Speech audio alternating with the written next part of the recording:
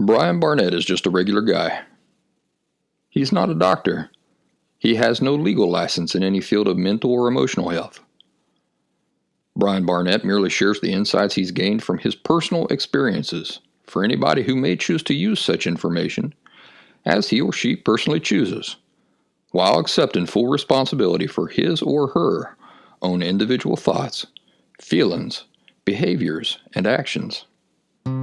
Brian Barnett assumes no responsibility whatsoever for anybody's individual choice to expose himself or herself to any information that Brian Barnett shares.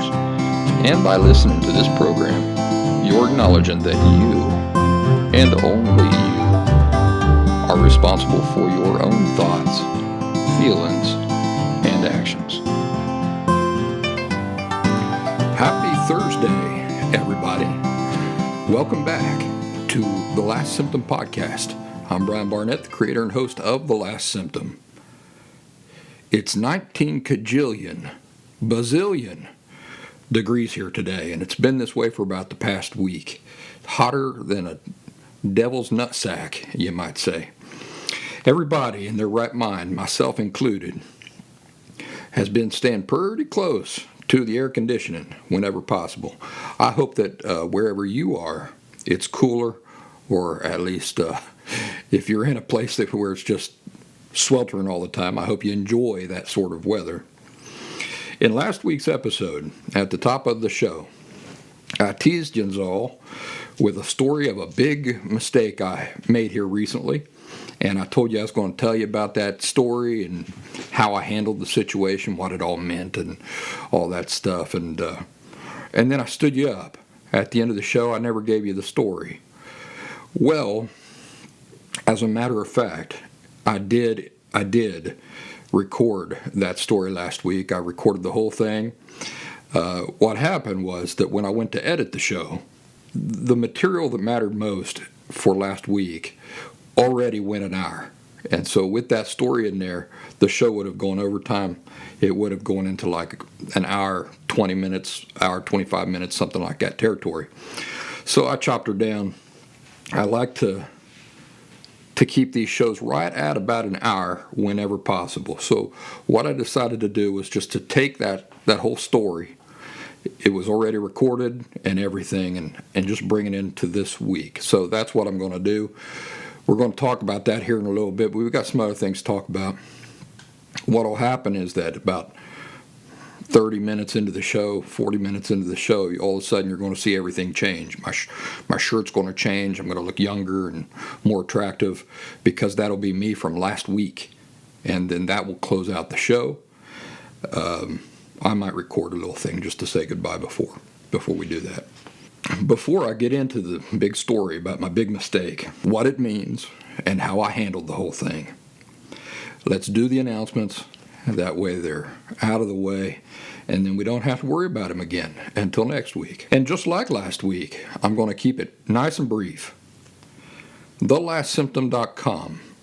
That's my website full of free and paid resources that I hope you'll run over and check out. Go into the free resources tab over there at TheLastSymptom.com. See if there's anything that I offer there, any resources that I offer there. For example, our social media, our private social media group. Maybe that's something that's right down your alley. And then be sure to do the same thing with the paid services tab. It's those paid services that continue to support my work and allow me to do this week after week, now going on 4 years. And so there's some really nice resources in there. Might be good for you or somebody that you care about. And that's it. I told you I was going to keep her nice and sweet and brief, right? Let's talk about people not thinking.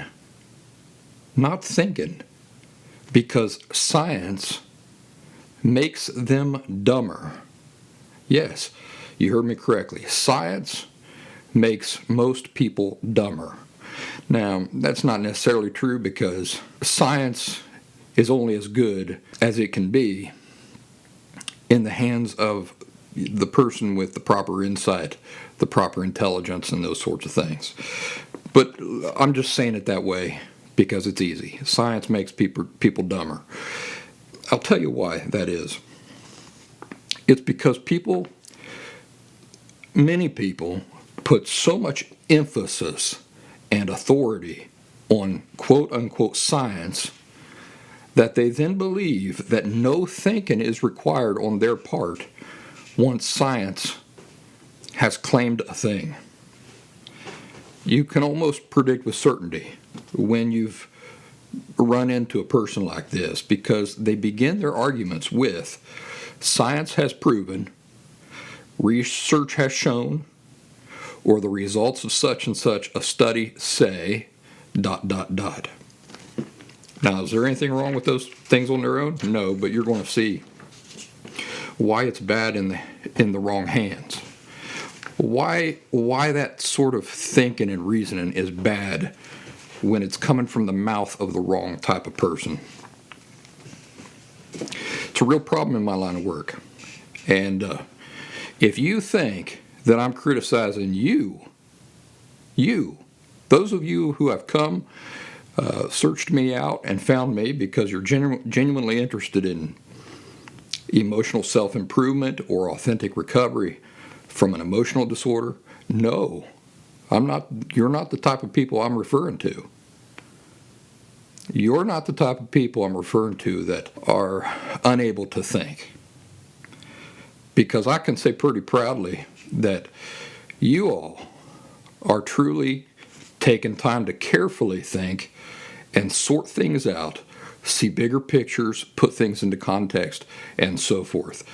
Especially those of you who have searched me out out of a genuine need. Your sincerity is overwhelming, and I just want to mention that. No, the people I'm talking about are the so-called intellectuals who love to come out of the woodwork and aggravate me from time to time. They're scientists, experts, licensed therapists, professional psychologists, and so forth. So, if you're ever feeling insecure or less than these people, remember that I, Brian Barnett, told you that you demonstrate a better ability to think than a lot of them do. It's true. And I'm going to give you a specific real-life example of this here today.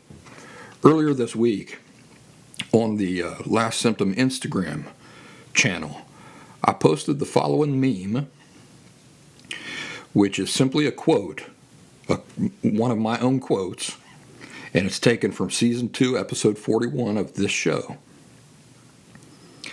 Please listen closely as I quote myself and to the meaning of this meme. It goes like this.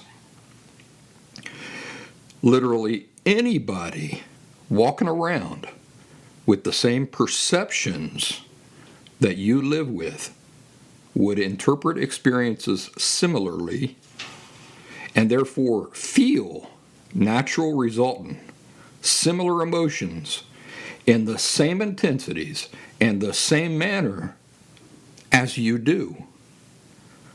So it's not your emotions or how they operate that are the problem.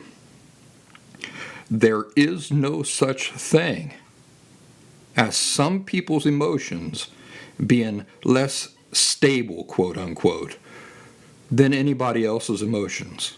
There is no such thing as that. The quote goes on, if anybody perceived an experience through the same understanding and the same filter that you do, which causes you to fly off the handle or get sad or experience jealousy, they also would fly off the handle or get sad or experience jealousy. It's your perceptions that are the issue, not your feelings. All right, so that was the meme. In response to this meme, which is absolutely states the indisputable truth, somebody who I'm assuming is a therapist or a psychologist replied this way. She said, it's both. Research has shown, there we go. Research has shown increased emotions in a BPD brain. So don't even get me started on how she's equating the disorder you have as being the same as what you are and who you are. You're a BPD. But let's not get off on a tangent there. She says research has shown increased emotions in a BPD brain exposed to the same stimulus as a normal brain. When I had to type this out, that quote out, for my outline, I swear it was excruciating for me, because it's such an overwhelmingly stupid statement, shows such an astonishing inability to think, wrapped up in this veneer of fake intelligence, that it makes me mad. It really does.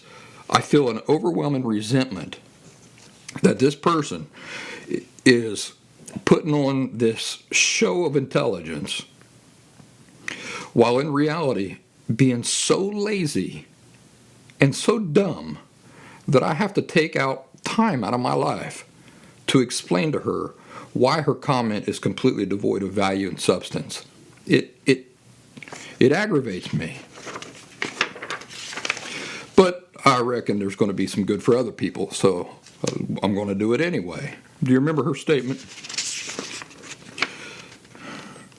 Research has shown increased emotions in a BPD brain when exposed to the same stimulus as a normal brain. So what is important to her? What is this study? What is important in this study, according to her? The difference in feelings and the stimulus, right? So let's talk about that. Let's take a moment to imagine this research study she's talking about being carried out, okay? Imagine that you are in a room with 5 other people, and some doctors or scientists come in, they hook all of the electrodes up to you, and they hook up all these electrodes up to everybody else in the room. Got it? Now you're in this room, you're hooked up to all these electrodes, so are 5 other people. Then they show you and these 5 other people a picture of a dinosaur. Yeah, a dinosaur. And then when they show you this picture of the dinosaur, they measure your emotional response, the intensities of your emotional response, the areas of your brain that are lighting up, and those sorts of things. Can you imagine that scene? Pretty good. Well, now let me ask you this. In this study going on, where you're in a room with 5 other strangers, and they're showing you all the same picture of a dinosaur, what is the most important, most relevant component of any test like this? Think about it real hard. What is the most important component of this entire test? Let me ask it this way. Is the most important component of this test, of you being in this room, hooked up to electrodes, seeing a picture of a dinosaur with 5 other people, is the most important component of this test, the thing that is the most relevant to the outcome, A, the type of dinosaur they show everybody, or B, your personal, unique, individual perspectives toward dinosaurs?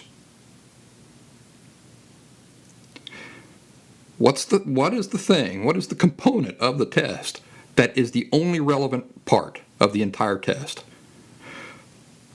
The picture, the type of picture of a dinosaur that they show you? The class of dinosaur, the subspecies of dinosaur? Is that what matters? Does how your feelings react even matter? If they need something to contrast that with? Or is it B, your personal, unique, individual perspectives toward dinosaurs? I think you see where this is going. What if I grew up hating dinosaurs and being scared to death of them? scared to death of dinosaurs. And what if the guy next to me, participating in the same study, grew up loving dinosaurs? Are you telling me that what is relevant here is the picture of the dinosaur? The picture that they showed us, the scientists. That's really the key to understanding my emotional response in contrast to his emotional response? The picture of the dinosaur matters more than the differences in perspective that I have towards dinosaurs compared to the guy sitting next to me? Is that what they would have us believe? Yes, that is what they would have us believe. That is exactly what the person who commented on my meme would have you believe. That emotions are this magical thing that function independent of my perspectives. So when I see a picture of a dinosaur and the electrodes stuck all over my forehead start firing like crazy, this is just some spontaneous magical thing. It just happens. Emotions just magically come into being. And then they look at the guy sitting next to me and they see that his emotions are behaving differently and in different intensities. And what's the conclusion? The conclusion is that my emotions behave differently than that guy. What if I go away for a year? And in that time, I've started studying dinosaurs. Yeah, I got curious about them after that study, after they stuck electrodes all over my forehead and stuff. Now I'm curious about dinosaurs. I start researching them, looking into them. And my hate and fear of dinosaurs falls away. And with my education, as I learn more about dinosaurs, I actually fall in love with them. And my whole house now is decorated in dinosaur posters and dinosaur coffee cups and bedspreads. And I have this understanding and knowledge of dinosaurs now that I did not have a year ago. Completely different understanding and concept of dinosaurs now than a year ago. Remember what happened a year ago? Yeah, that was when those brainiac dopes tested me and come to their conclusions. So now I go back to the brainiac dopes and they test me again. Now, are my emotions going to behave the same way as when I was there the first time and they were showing me a picture of a dinosaur? No, my emotions are not going to behave the same way. They're going to behave entirely differently. And what are the scientists going to conclude then? Oh my gosh, he must have gotten a brain transplant, right? That's the only explanation. Had to have gotten a brain transplant because his brain was not behaving that way before. His emotions were not reacting like that before. Or maybe they'll conclude that the real me died and another me appeared from an alternate dimension. Maybe that's what happened. Throw me into a lab and study me even more because they say it can't be the same guy. It looks just like him. He must have come from an alternate dimension because his feelings are behaving differently than they did the last time we showed him pictures of dinosaurs. What I'm illustrating for you here is the inability of lots of people to think once you inject quote-unquote science into the conversation. Because too many people think that quoting science, quote-unquote studies, is the exact equivalent of being smart or of being able to think critically or of possessing insight. Quoting science study results is not the equivalent of any of those things. So, let me read her statement again. The statement that this person posted on my meme who says, you know what, science says. And this guy, he's telling me something that science, my understanding of the results of a scientific study disagree with, so I'm not even going to think it through. I'm just going to throw out science there to speak for me. and to argue for me. And what can he do then? What argument is he going to have in the face of the results of a scientific study? I don't have to think. I don't have to use any critical thought. Science says. So here's her statement again. Research has shown increased emotions in a BPD brain exposed to the same stimulus as a quote-unquote normal brain. Why is this statement just a flapping of lips? Just flapping lips completely devoid of substance. Because it says absolutely nothing intelligent at all. It insinuates very strongly that there is a malfunction in people with borderline personality disorder or in people with emotional disorders. Their emotions function differently. There's a channel on YouTube that I watch a lot. It's these behavioral experts. I think it's called the Behavior Panel or something like that. Highly recommend their YouTube channel. I don't give a lot of shout outs, but I do recommend them. But even them, and with all the admiration I have for them, as smart as they are, and they are very intelligent and brilliant in their analysis of people's behavior. But even they, it's astonishing to me, get this wrong. Constantly. They talk, for example, when the Amber Heard thing was on TV or YouTube, they would do an analysis of Amber Heard.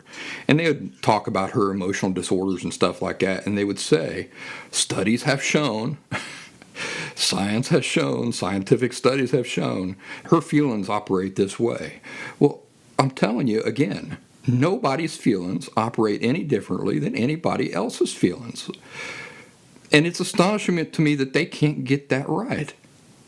What is it that I said is the only relevant component into one person's feelings behaving differently than another person's feelings?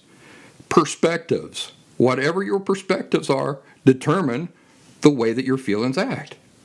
That is the only relevant component. And 4 of these guys on the behavior panel, among the 4 of them, all of them geniuses, cannot figure that out. I reckon the only reason that I've figured it out is because I once had borderline personality disorder, and now I don't. And I know the things that changed. I know it from a personal, intimate place.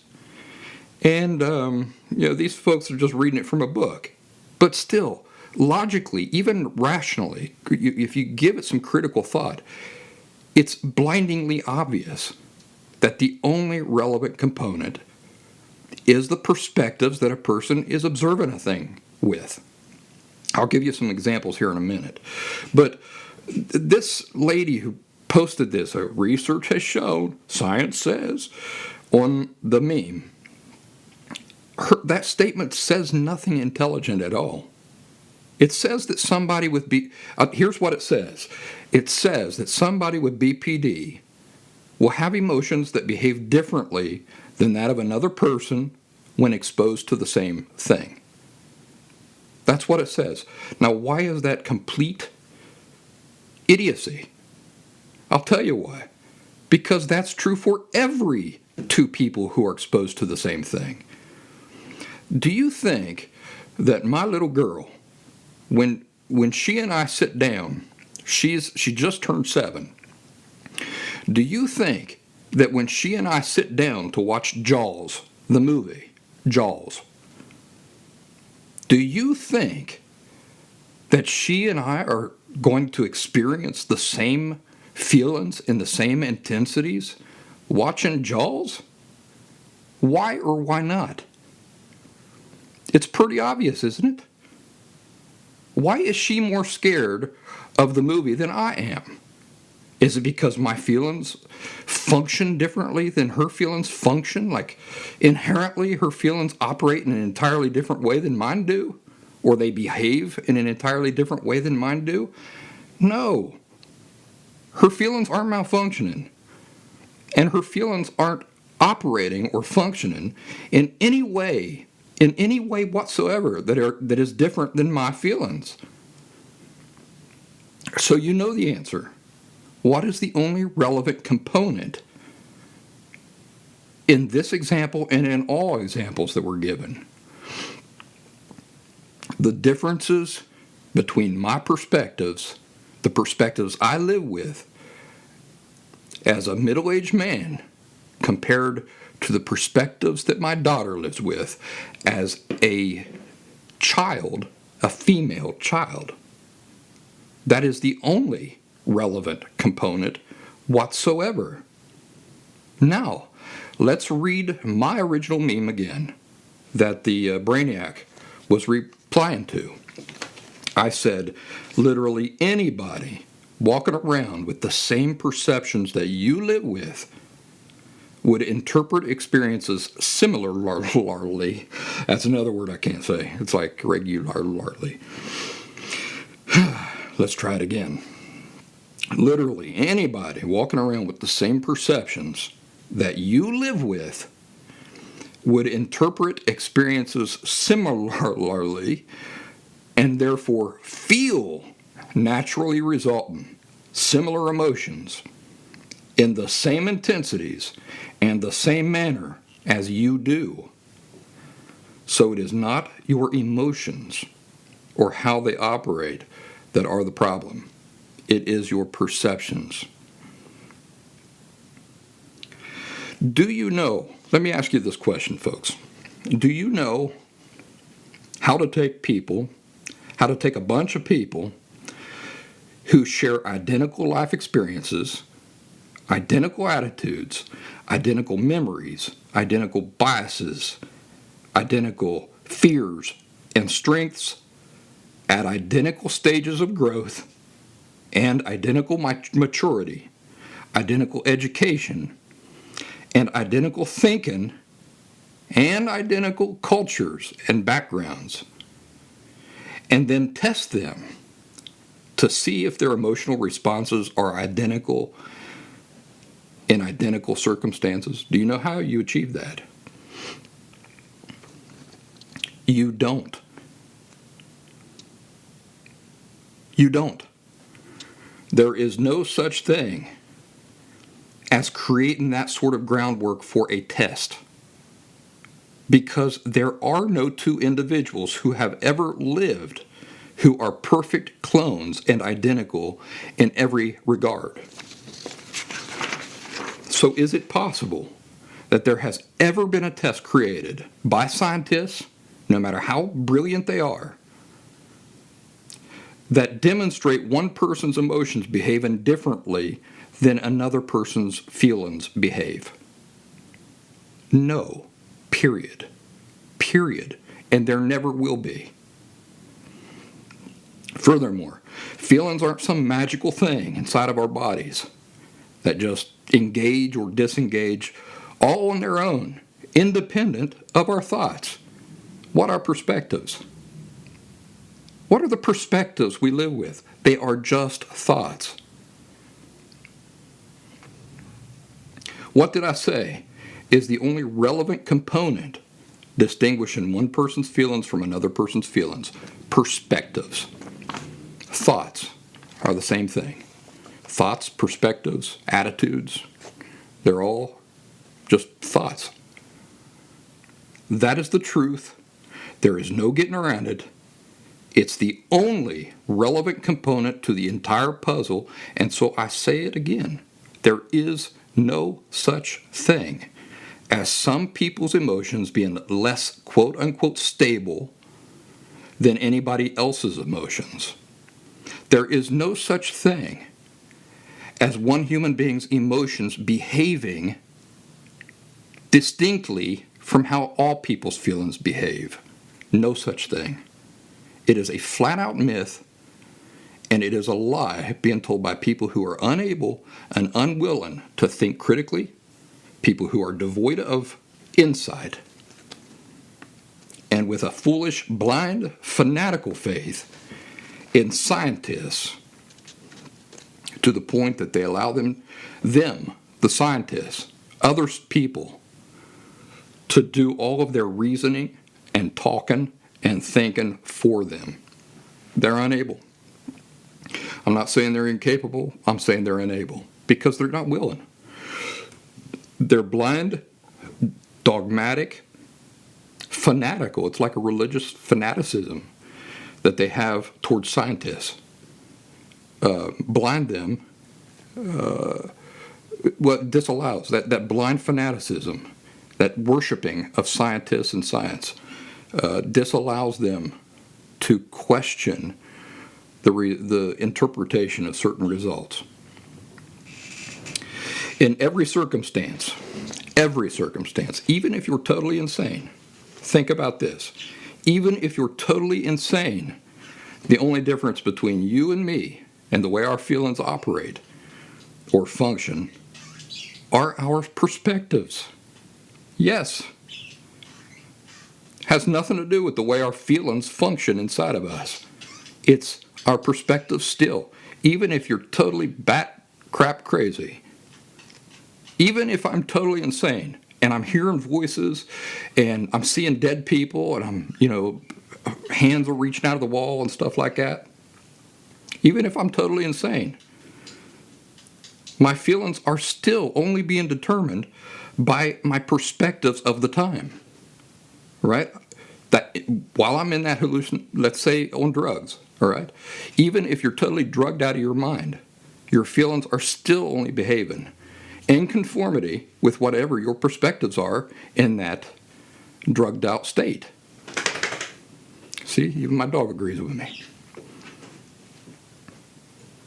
How about emotional disorders? So emotional disorders like borderline personality disorder are not an example of insanity, has nothing to do with mental health. It's all an emotional disorder. So like borderline personality disorder, for example. How about that? Again, the only difference, the only part of that is relevant at all is what perspectives is the person with borderline personality disorder operating with, in contrast to the perspectives that I'm operating with. So if somebody comes up to me and says, hey, you're ugly and worthless, what would that do? What would my feelings do in response to that? Hey, buddy, you're ugly and you're worthless. Well, I've thought about it. And my honest answer is I think that realistically it would cause me to feel humor and curiosity. Yeah, humor and curiosity. Why? What perspectives do I live with that would naturally generate humor and curiosity to somebody coming up to me out of the blue and saying, hey, you're ugly and worthless? The perspectives I live with is this, that my value as a person is inherent to what I am. Can't be granted or taken away from me. It just is a part of me. It is a part of me inherently. So the best you can do is express your personal opinion. So you come up, you can say whatever you want about me, but if it contradicts what I know to be inherently true, then it's just your opinion. And I just view it as your opinion. And because your opinion's so far removed from what I know is true, that's humorous to me. Now, why am I curious? I'm curious because I'm wondering what's wrong with you emotionally. Now the person who just walked up to me, I'm watching them almost like a curiosity, trying to figure out what is wrong with that person. That person's got some interesting things wrong with him or her. I want to let them talk for a little bit and see if I can figure it out. That's how I would naturally, my feelings would naturally respond to something like that. Humorous and curious. But what would a person's feelings naturally do if they have borderline personality disorder and somebody comes up to them and says, hey, you're ugly and worthless? Same situation. What would the person with borderline, what would the natural feelings be that a person with borderline personality disorder would most likely and naturally experience? Immediate and intense shame, anger, lashing out, depression afterwards that might last a long time, a profound stab of insecurity and embarrassment. Why? Why do the feelings of the person with borderline personality disorder behave so differently than mine? Or I mean, why are the results of what they feel so different than mine and in such greater intensities? Is it because their feelings behave differently than other people's feelings behave? No, it's ludicrous. That has nothing to do with anything. And you understand that now. The only relevant difference, again, in the two examples, is what perspectives each of us are working with. Maybe you're wondering, well, yes, but my feelings behave in ways that they shouldn't behave in certain situations. There is no such thing as that. There is no such thing as your feelings behaving the correct way or the incorrect way. You know, how many times have I told you, feelings are never right or wrong, good or bad. Whatever you're feeling in any situation just is what it is. But what is giving birth to the feelings? Your own thinking. And remember, perspectives is just thinking. Memories, just an example of thoughts. Dreams, also just an example of thoughts. So there is no such thing as your feelings behaving in ways they shouldn't in certain situations. But let's say, for example, that you say, my husband did something nice for me and I got furious. That doesn't make sense to me. It doesn't seem like the appropriate feeling in that situation. What's going on there? Well, the reason it doesn't make sense to you is because you've not yet followed that fury back to your perspectives at the time. If you're not far enough in your recovery yet that you understand these sorts of things, let me tell you that it's very probable that the fury was born from an unconscious or a subconscious perspective that you're not even aware of. But it still comes from a perspective. You know, that's the other thing. Our perspectives can be unconscious perspectives and they can be subconscious perspectives. I'll give you a real life example of that. A husband told me the other day that he asked his wife, who has borderline personality disorder, and who had her hands full. She was busy with something. The day was getting long in the tooth. And the husband said he saw that the kids were probably hungry and saw that she was busy, and he thought, I want to be helpful here. Let me ask her if she'd like me to make sandwiches for the kids. So he did that. Honey, would you like me to make some sandwiches for the kids? And she threw her things down and she said, seemingly out of nowhere, into this full rage, she said, I'll prepare the food as soon as I'm ready. I'm working as hard as I can. Can't you see that? The scientists studying that, do you know what conclusion they'd reach if you are to believe these fake, stupid, idiotic studies that people are always bringing up? Oh boy, they'd love to stick some electrodes to her forehead, wouldn't they? And then what would they say? They'd say that her feelings behave differently than other people's feelings because other people, their feeling, they don't fly into a rage over something like that. Very brilliant of them, isn't it? What are they leaving out? The perspectives that this wife with borderline personality disorder is interpreting that experience with. What if I sat around for 30 years telling you that you're stupid, you're worthless, you're lazy, you can't do anything right? And now you believe that about yourself. And so for another 20 years, you've been telling yourself that every day. What perspectives are you working with when I ask you if you want me to make the kids a sandwich?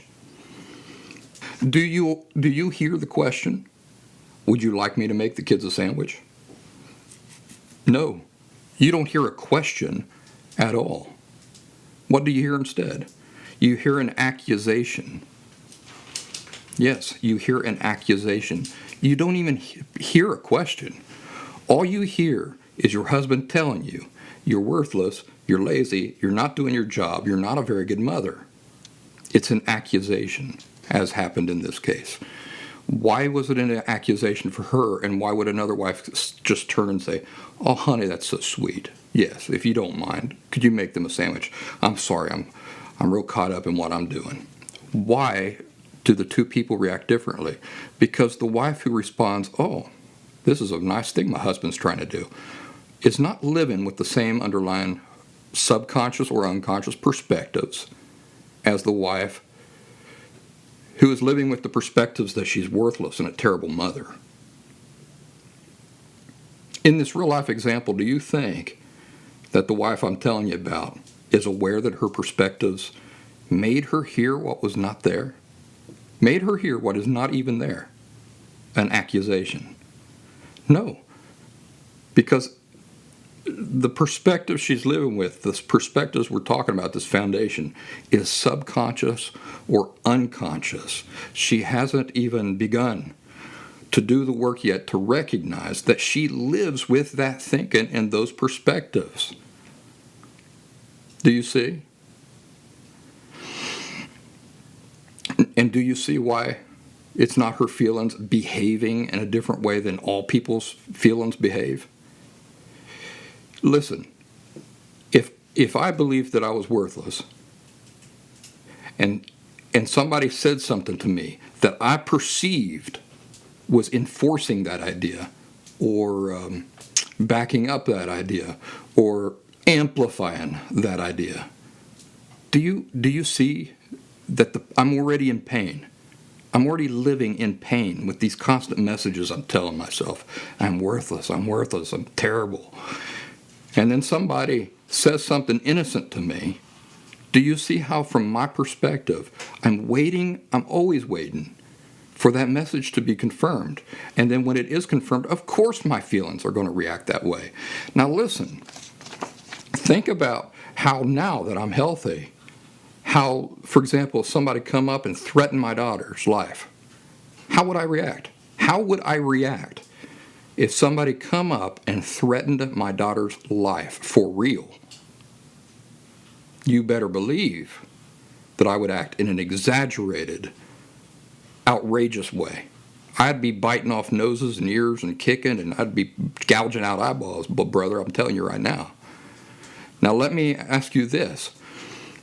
Would I behave any differently if I only perceived that my daughter's life was at risk, was being threatened? Would I behave any differently? No, I would not. Whether her life is actually being threatened or not, my perceptions are so powerful that whether she is or not, if I truly perceive that that's the truth, I'm going to behave, I'm going to feel the same way, and I'm going to behave the same way. So when you're looking at a person who has an emotional disorder and you go, man, their feelings seem to be all over the place, they can't control their feelings and all this, horse papooey. Keep that in mind. It doesn't make sense to you because you're not applying context. You're not sharing the same perspective. But if you were sharing that same perspective, you would understand. And it would make sense to you, and you might even feel the same way that they do. It's all about perspectives. It has nothing to do with the functioning of how people's feelings operate. Like I said, even if you're drugged out, even if you're completely insane, your feelings still operate the exact same way that everybody else who has ever been born, the same way their feelings operate and function. The only relevant component is perspectives, no matter what these stupid, fake, scientific study results tell you. All right, on to the story I wanted to tell you about my daughter. My daughter knows that I hate it when she stuffs her mouth full of food and then just chews on it endlessly. First of all, I hate when she puts too much in there. Second thing I hate is when she just leaves it in there. Just chews on it for like 5-10 minutes and walks around. She's playing, hopping around, doing different things. I hate it. And I'll tell you why I hate it. Because I have a fear of her choking. When she was an infant, I took her outside one day. It was a really nice kind of early summer day. I took her out, I put a blanket down, and I thought, boy, this is going to blow her mind, these blue skies and just the wonderful temperatures outside, the smell of the grass and the trees and everything. She's going to love this. So I laid her down on this blanket, and I was playing with her and everything, but she was on her back, and I realized after a moment or two she wasn't breathing, and I freaked out. It wasn't like she started choking or anything, or made any sounds. She was there, kind of like looking up at the sky, and then I don't know what gave it away. I don't know if it was that she wasn't gurgling or making any noises or anything, but she kind of stopped moving around, and she got this look on her face. As an infant, they don't have a lot of expressions that they demonstrate on their faces, but there was an expression on her face that worried me. And are you okay, honey? Are you okay? And I realized she had stopped breathing. And I picked her up and I started patting her back. I ran for the house, ran for a phone. And whatever, I think it was saliva or something, had gotten in the back of her neck and had stopped up her breathing. So it come out, and as I'm holding her, I feel her start coughing, and then she starts crying a lot. And I'm telling you, it scared the living daylights out of me. It was horrendously terrifying. Just that, and the whole thing lasted maybe 30 seconds. Maybe 30 seconds, 40 seconds. But it scared the bejesus out of me. So that was one example. That's one reason why I'm always afraid of her choking. Another reason is that back when I first started learning Spanish, I had a Mexican friend named Hector.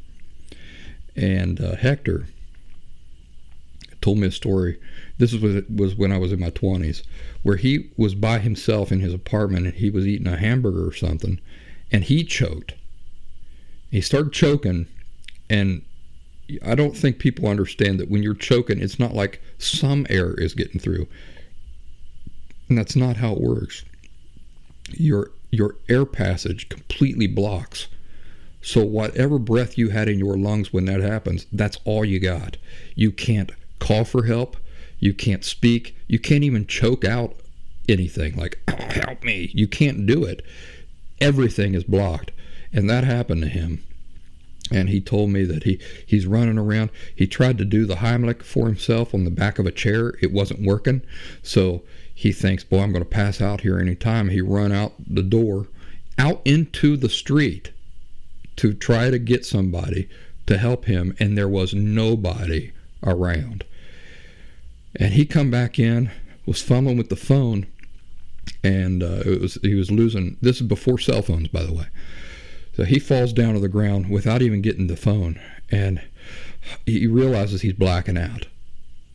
He begins to black out, and then I don't know if it was because his body relaxed or whatever, because he was blacking out, the food dropped, and he was able to get his breath.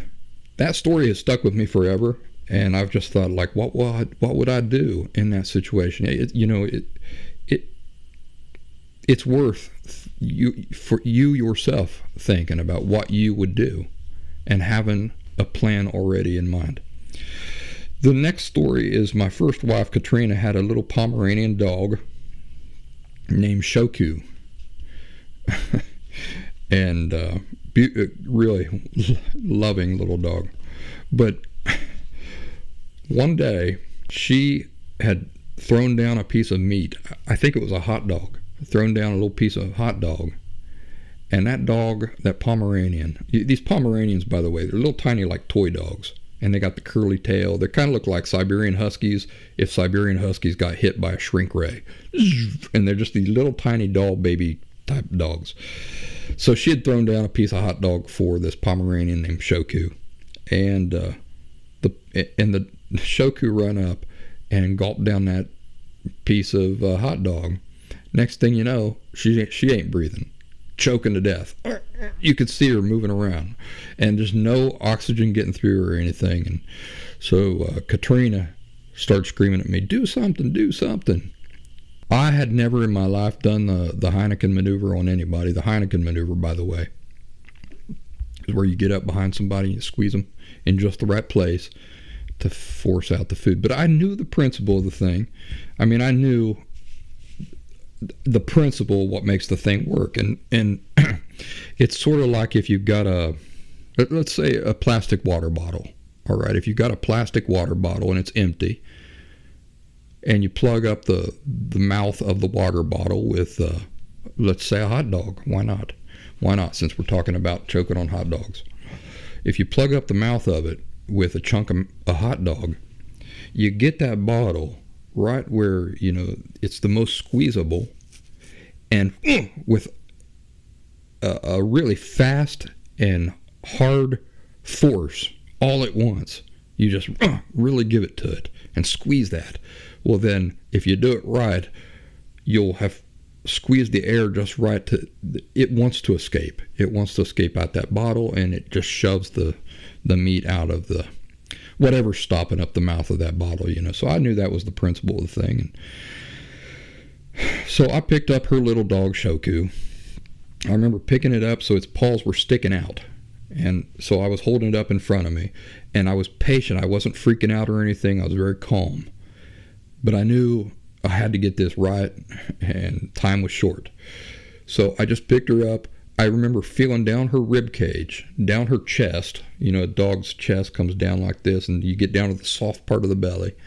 And I got down there, and I'm just thinking, all right, where am I going to get the best force of air pressure on this little dog's body? And I found the right spot, kind of readied myself, and then I went and just squeezed my hands in a very forceful, quick motion, and that, I'm not kidding you, that hot dog shot out of that little dog's mouth, and I swear it flew 20 feet. And I put the little dog down, and she ran over there and ate that hot dog all over again. I'm not making that up. I gave the Heimlich maneuver to a Pomeranian dog. But, the reason I'm going into all this is to illustrate that choking is a real thing in my life. It's something that really does come up from time to time. I've had experience with it. It's scary. It really can kill you. And I've had this conversation with my daughter 100 cajillion times. She continues to stuff her face full of food, and I'll catch her and I'll admonish her. I want you to spit half of that out right now. Right now, spit half of it out. She'll spit half of it out, and she knows she's in trouble. Other times, it's just that she's been chewing on it for like 5 minutes, and she's playing, she's doing things, she's jumping up and down, or she's dancing. And I say, are you dancing? Are you really dancing with food in your mouth? And she looks at me like, oops. And I say, I want you to swallow that food right now and turn the music off. So this is an ongoing thing. Now, I promised you I'd tell you how I flubbed up and made a big mistake. The other night, spaghetti and meatballs. We're eating spaghetti and meatballs, and I said, we had been eating for a while, she and I said, she wanted ice cream and candy and some other things, and I said, well, I'll tell you what. I said, if you finish that one meatball, that one meatball right there on your plate, then we'll say that you're done. She says, that whole meatball? I said, yes. You got to eat the whole meatball. You eat the whole meatball, and then you're done with supper, and you can have ice cream, or I can't remember what it was. So I turn around, I'm doing some things, and I turn back around. Her face is stuffed. These were not tiny meatballs. These were big meatballs, albondigas. And she had stuffed the entire meatball, which is about a quarter of the size of her little head, and she had stuffed it into her mouth. And I sat there watching her in disbelief, like, I cannot believe that she has just done this. And I'm watching her, and she's just chew, chew, chew, chew, chew, chew, chew, chew, chew, chew, chew, chew, chew, chew. Finally, I could not take it anymore. I told her, you spit that out right now. She looked at me like, what did I do wrong? And that was my first cue that maybe I was missing something here. She spit it out. I started into her. I can't believe you did that. And you know, we've had this conversation a million times, blah, blah, blah. I'm going on and on and on, being a real jerk about it. And she's not saying anything. The way she's looking at me is like kind of shock. She's looking at me kind of like she's shocked. And then that was the second thing. First of all, it was her immediate reaction to me calling her out about it. Then it was the fact that as I'm giving it to her, this thing that she should absolutely understand why I'm mad about and that I'm justified in being upset about, she seems confused about. And that's when it occurred to me that there has to be something I'm missing here. So there was my big mistake. Was jumping straight into my angry response directed directly at her. And because I realized that something was off, I started asking her some questions. I said, honey, first of all, I'm only concerned about your well-being. Is the only reason why this is even an issue for me. But I feel like I'm missing something here.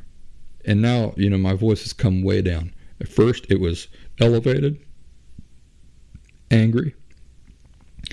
Now I'm bringing it back down because I'm saying clearly I'm missing something here. And as we talked, I asked her a few questions. Why did you do that? Well, she says, you told me I had to eat the whole thing. And that's when I realized that when I had told her she had to eat, when she asked me, I have to eat the whole albondiga, the whole meatball. What she literally, in her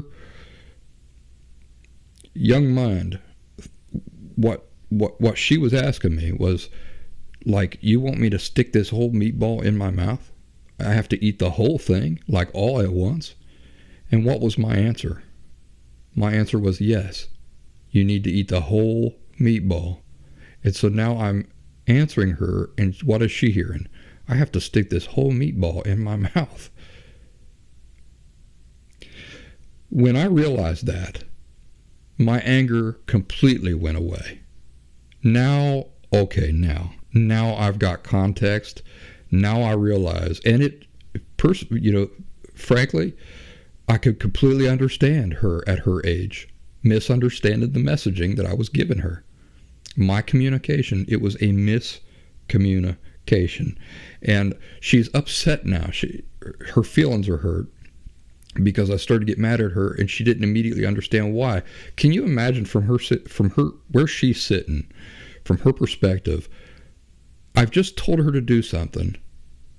She thinks she has followed my instructions to a T, and it's even something she didn't want to do.